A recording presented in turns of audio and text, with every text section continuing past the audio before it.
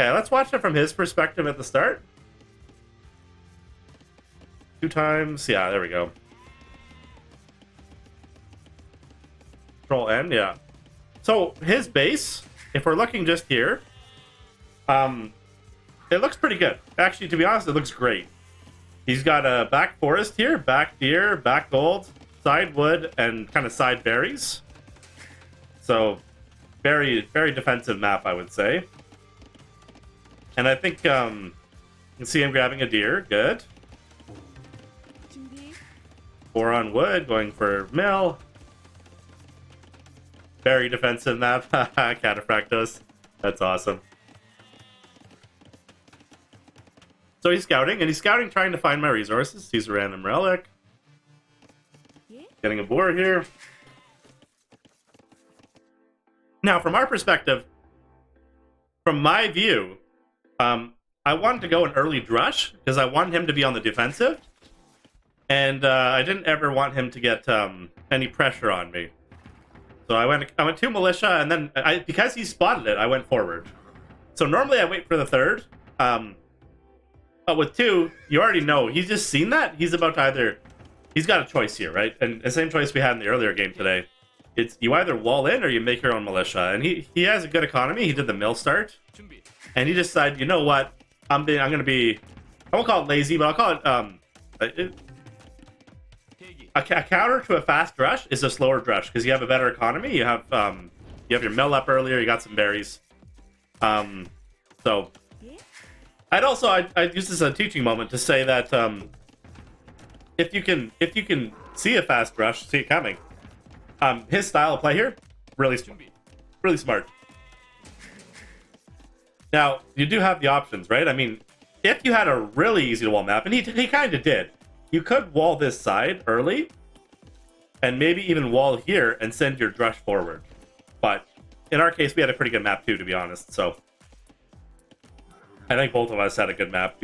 That's pretty rare. But yeah, so he's camping here, because does he have loom? Yeah, no loom, so he's got to keep his militia here.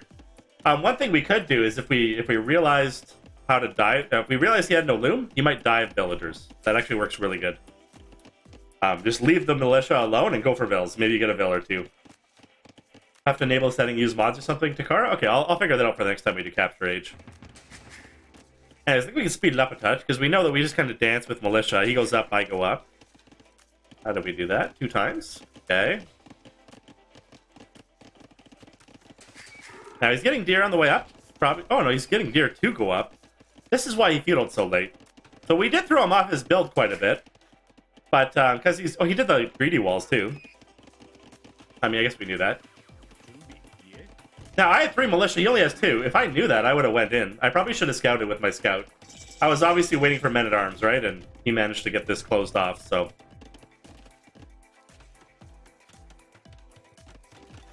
Okay. Now, around this time, I would have said build the second lumber camp. Probably a good idea. But he is walling in there, makes sense. We got him doing a few vills repairing here. So we are kind of putting some pressure on, right? We're making him respond. Those type of things are always good. He had to repair with 2 vills. Man, men-at-arms do a lot of damage. 3 idle vills is quite a bit. By the way, everyone who's watching, if you have any questions, put them in the chat. This is going to be a, I'll try and answer it best I can.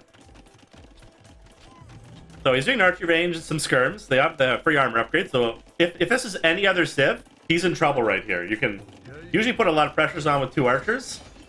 And men-at-arms. Meaning of life perfect psi is a big question. I'll just say everyone has to answer that one for themselves.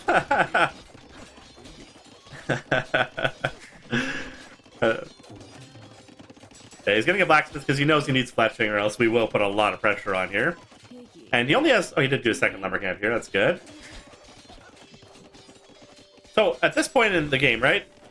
You want to start building a bunch of farms. Both of us want to make archers, but because he has skirms, we kind of both know it's going to turn into a skirm war here. Now, I don't want to lose any ranged units here, but I will fight if I can get 2 men-at-arms doing damage. And Cryptic Psi, you know, I think the meaning of life is cryptic, so... Do you have any smushing videos? Not yet. I mean, that's an old strategy, right? I mean, just straight up monk rushes. It's a tough one to pull off accurately, too. Yeah, I was trying to get a scout here. I wanted to get rid of it. Now here, I was like, okay, 2 men-at-arms and a scout. He's only got 1 archer, and I can take out the 1 archer with the skirms, so I'd love to fight here. He's trying to hit and run. Archers and skirms are both a little faster than men-at-arms, so he's trying to hit and run and take them out. Let's zoom up. Let's zoom forward a little bit, too, because I think we just danced around a bit here. Both of us are focused on going to the next stage. So he did some good damage there. Now we have slightly less units, but he has all low HP ones. That's why he ran there, and that's why I didn't run there.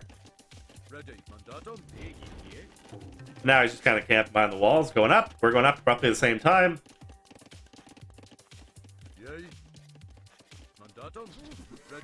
Okay. Let's go back to my perspective for a sec here. I was thinking about... Oh. There we go. I was thinking about going second stable. What do I think about adding 2 more men-at-arms instead of my skirms? Blind Sea? Good question. I'd say we know he can always run back to his town center. So once we hit Castle Age, the men-at-arms are going to be maybe not worth anything. But the skirms will be. Especially in a game against Koreans. Almost all Korean units, except for, like, you know, Knights and Light Cav, which are not the best for Korea, you know, have skirms as kind of a counter. So... And he knows that skirms are a good counter to Britons, too. So that's why both of us are kind of in the skirm world. He wants to keep a few archers behind, which is just fair. Now, the one thing about this is he's actually getting elite skirm at the same time I am. He's got the armor upgrades already, though. Now, right here, okay, this moment right here, he was going to go forward with them. And I was like, you know what? He's just going to close this. But skirms take almost no damage under TC fire. So if you can go find a hill, any hill... See, that's why he built this tower. He's got a choice. Which way is he going? Is he going this way? Am I going this way? Whichever way I go, you're kind of in trouble. Now, the problem for me was I didn't have ballistics yet. I was just putting up a, you know, university. And I don't think he can afford it yet either. But, so we just do a bunch of dancing here. He's trying to keep his vills safe. And he put the tower there so he doesn't have to worry about that side. Now, we have a few low HP ones here, and they get picked off. So both of us are trying to wait for ballistics, because that would make this fight a win, right? I mean, if I had ballistics right now, this is game over for him. If he has ballistics right now, he cleans up my whole army without losing much. So I'm trying to dance on a hill here. And this is taking up both of our micro quite a bit. Look at his resource levels. Look at my resource levels. We're not spending it. I mean, I spent it on ballistics. I managed to sneak that in, but it's tough to spend resources when you're...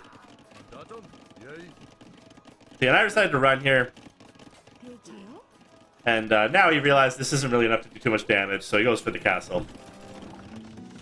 And he goes for one in a good spot. One where I won't be able to hit this side, so he can kind of boom on this side with it being kind of safe.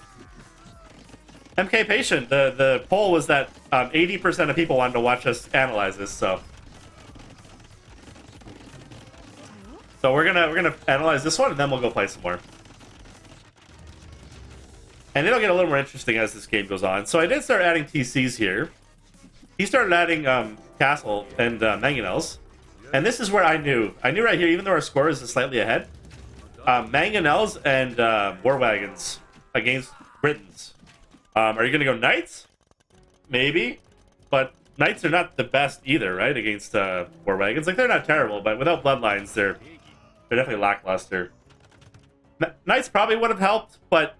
they're not a long-term solution, right? And it's maybe. But also, I didn't have the upgrades for him or anything like that either, right? So we're talking like my economy is all based right now on booming. I have only 15 vills on food, so if I'm going to keep my 3 TCs active, I can't afford Knights. How did I know when I can add TCs? I would say they're very cheap with Britons. You can almost add them whenever you have the resources, as long as you're not using that wood for something else. Even if you build them too soon. If you build them with just a couple vills, you might as well build them. There's safety and all that type of stuff. Now, he did a good shot here with that attack down. He seen me going on the right. I was going to Yeah, that was smart. And here's where it was very difficult. Monks against wagons? Yeah, with all the skirms and mangonels floating around, it's tough to get monks working.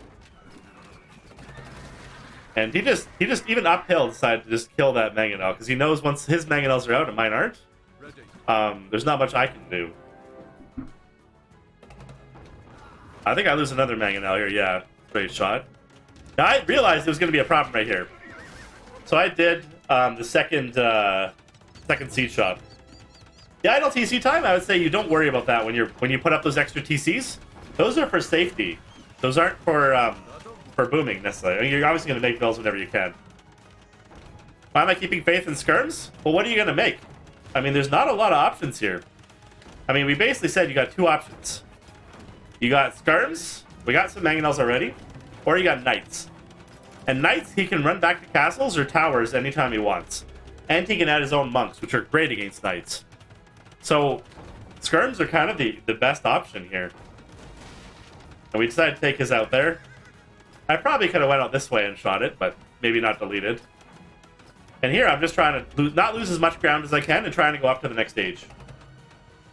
Yeah, pikes won't do anything when you got towers and castles and stuff. And here I'm trying to take out his bills. I don't want this tower up. But unfortunately it got up. Like, the crazy thing is, like, he has two towers on both sides here. Like, it's very, very difficult once that happens. Luckily we got another trade in there. So, and I mean, if you had enough micro, which, you know, maybe eventually I'll get there, you could do a, monastery and grab these 3 relics over here, right? Probably should do that at some point. Pikes are good with rams, yes they are, but it's still tough against mangonels, right?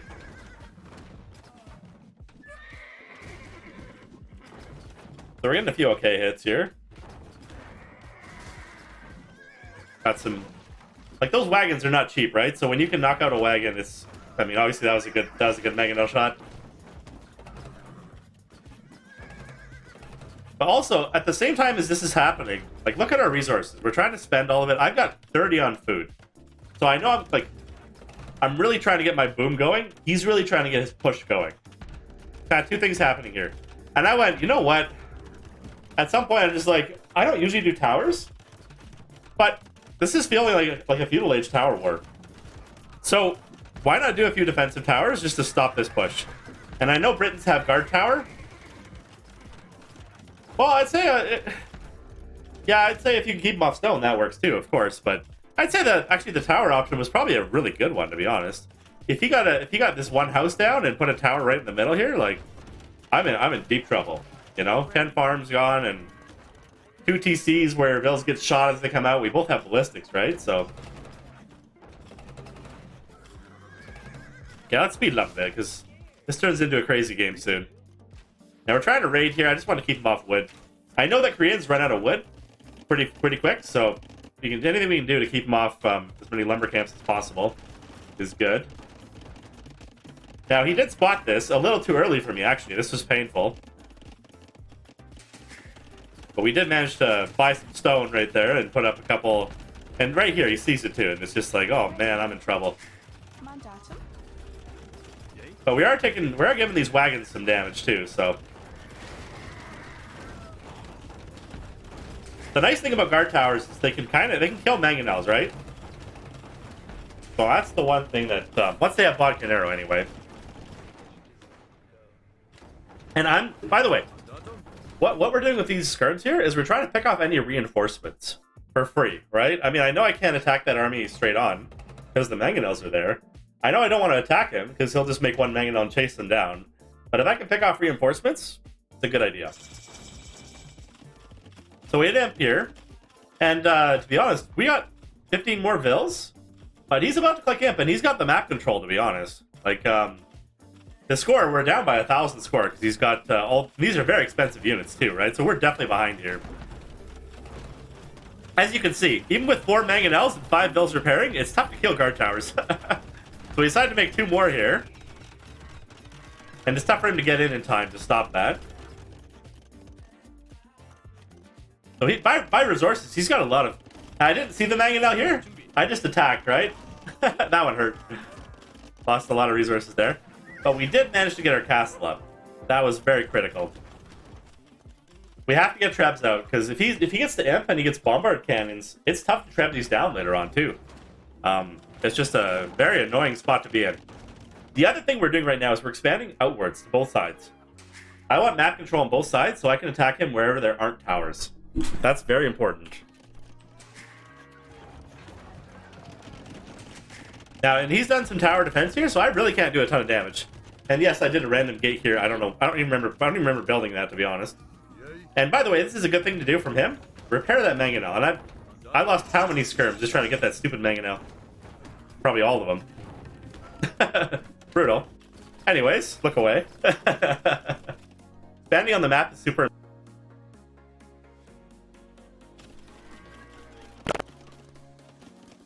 You can get more resources, and you can attack the enemy in all these spots. And look, we're getting all the gold, we're getting the relics, and those type of things. Sorry about that. Game locked up a little bit there. I really shouldn't have this many things open, so... Once the ram comes in, it'll be fine. Ah! Pause. Let's close that.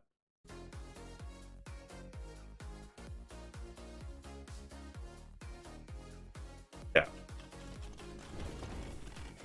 Guard towers and monks? Yeah, you can do it. You can do some defense with that for sure. Oh man, it's going brutal here. I might have to. I'm gonna close capture age. We're just gonna watch it in regular. Else we might not be able to finish it. Unfortunately. So he's got a raiding party here for watching that. We got a lot of skirms kind of scattered. Now here's the important part. We're trying to trap his castles. He knows that, and he's going mass cav here. The one thing I will say is skirms, once they're fully upgraded, which they aren't fully upgraded, can almost take out cav for Koreans, because they don't have the last armor upgrade and they don't have bloodlines. So they're very weak. Now this was a mistake by him, focusing the trap. Takes almost no damage from wagons, and we're about to repair it, so...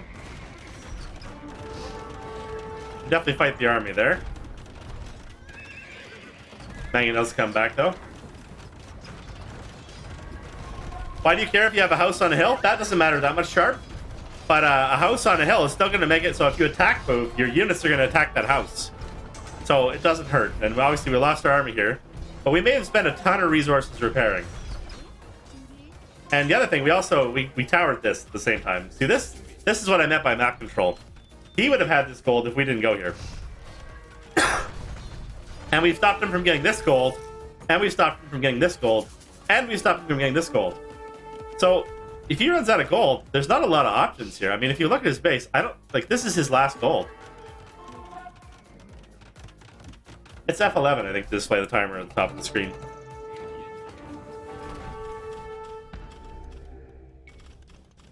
So, that's what I meant by map control. By the way, we're also trying to get the relics here.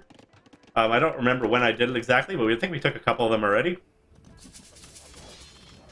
And the other thing I want to say is, if you're in a messy fight like this is a really messy game. If you look at my perspective, do the big things. Try and get your idle villagers working. Try to get the units fighting somewhere reasonable. Don't worry about a skirm or a pike or even 5 villagers. Don't worry about them. You're going to get pummeled if you do. You want to get all the big things working. Like this army, you want to make sure that's working. For him, he's trying to make sure he denies me this gold. Like, do the big things. Relics are probably a good one to do, even though it's a smaller thing, but still. He's got some towers here. Now, this army is incredibly hard to deal with, just because they're mangonels. I always thought he was going to afford Onager and just be a nightmare to get. I was also thinking, I got the Man-at-Arms upgrade at some point. I was thinking about going champions just to flood him in, to have some sort of raiding unit instead of cav. And then I eventually decided to do cav. Now he's chasing me down here.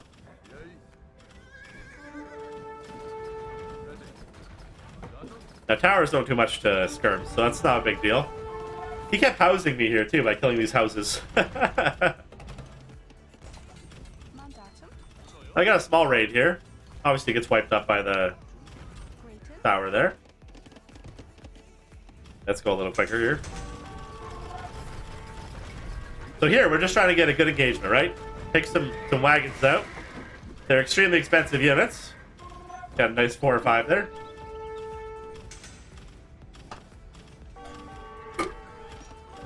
He's got some raids going here, but it's by castle, right? So at least we're losing units. But even if I'd seen this, I wouldn't have done anything about it. I would have shift kept and made 10 new villagers. Who cares if you lose 5? And then at the same time, always focus the gold units, right? No point getting the vills if I can get a bombard cannon. And he really ran that one away. Look at this. Repair, running. Did we ever get that one? I wonder. We got it, okay. So again, this army is still difficult for me to deal with. Mangonels, wagons. Like, the score is still in his favor. He's got so many towers and so many light cav that he's still got the score advantage here. Now, we are 200 pop, though, so we are up about 30 pop. And you do want to do things like this. Just raid with units. Raid with units that are tough for him to deal with. If he's going mass cav, raid with pikemen. If he's going some sort of archers, raid with light cav. A game against Koreans? Go skirms. What I've done if you went Onager, definitely light cav earlier. To be honest, with how much spare gold there is on the map, I would have considered Cavalier. I don't know if I would have done Cavalier, but I would have considered it, because if I can get one of these gold piles going and I have 3 or 4 relics, then I still have this gold going full, right? And this is an example of luring your enemy army into a place where you can fight better. Anywhere you can poke, if there's too many things going on, that's what I mean by do the big things. If you can take out 7 or 10 units for free, do it. Because he's focused on this right now, and this is just killing bills, and it's not the best trade, but it's not terrible either. And we got rams going in on this side, which make it so he's got a lot of places to focus right now. He's got too many idle units here. 17 Hussar. Definitely should have set those into my economy. Like, look at my economy up here. I mean, don't get me wrong, I would have responded pretty quick, but and I would be watching that. That would be a big thing. So, the Scrim's idle, this entire echo, yeah, and he's got 144 pop now, 35 idols, and he's about to lose his wood here. So I think we got that game, but it was a crazy game.